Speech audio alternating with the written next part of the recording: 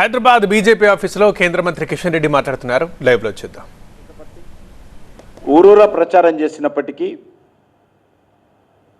Congress party యొక్క అబద్ధాలను అసత్యాలను ప్రజలు నమ్మలేదు. ఎస్సీ సీట్లలో తీసుకున్నా, ఎస్టీ సీట్లలో తీసుకున్నా,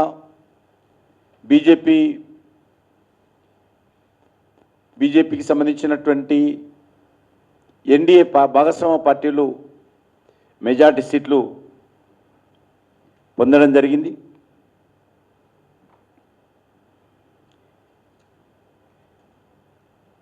ఈరోజు మనం చూస్తూ ఉన్నాం, బీజేపీ నాయకత్వంలో ఎక్కడైతే ప్రభుత్వాలు ఉన్నాయో, ఈరోజు మహారాష్ట్రలో భారతీయ జనతా పార్టీ నేతృత్వంలో మూడోసారి అధికారంలోకి వచ్చాం. మేము మొదటిసారి దేవేంద్ర ఫడ్నవీస్ గారు సమర్థవంతంగా 5 సంవత్సరాలు పరిపాలన చేశారు. రెండోసారి దేవేంద్ర ఫడ్నవీస్ నేతృత్వంలో శివసేన అంతకుముందు లేకపోయినప్పటికీ కూడా, అంతకుముందు అసెంబ్లీ ఎన్నికల్లో కలవనప్పటికీ కూడా, బీజేపీతో కలిసి పోటీ అయినప్పటికీ కూడా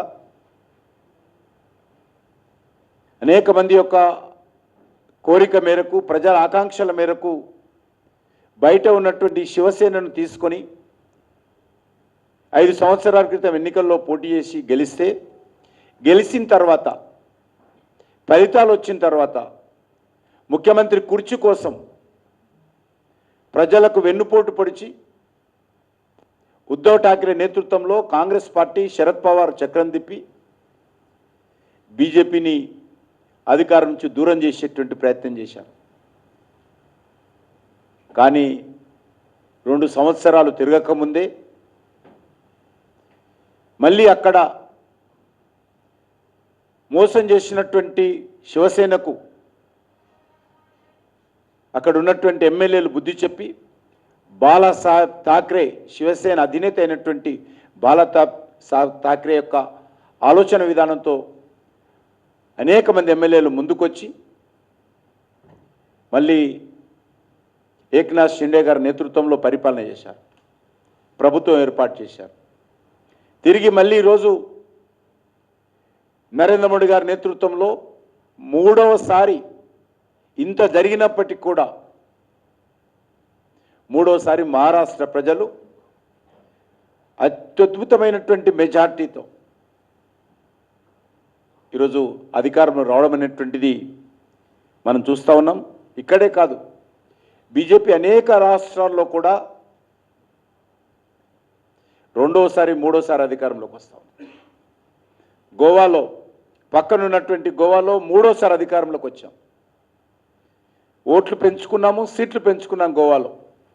ఆ ఎన్నికల్లో నేను మొత్తం అక్కడ ఉన్నాను. గుజరాత్లో ఆల్మోస్ట్ మరి వరుసగా గత 5-6 టర్మ్స్గా భారతీయ జనతా పార్టీ వరుసగా గెలుస్తూ ఉంది.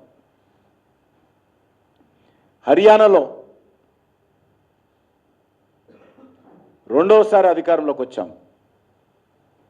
మహారాష్ట్రలో ఈరోజు చూస్తే మూడోసారి అధికారంలోకి వచ్చాం. మధ్యప్రదేశ్లో అనేక దఫాలుగా అధికారంలోకి వస్తూ ఉన్నాం. యూపీ ఎలక్షన్ చూసినట్లయితే రెండోసారి అధికారంలోకి వచ్చాం. ఉత్తరాఖండ్లో రెండోసారి అధికారంలోకి వచ్చాం. అస్సాంలో రెండోసారి అధికారంలోకి వచ్చాం. ఈ రకంగా అనేక రాష్ట్రాలలో భారతీయ జనతా పార్టీ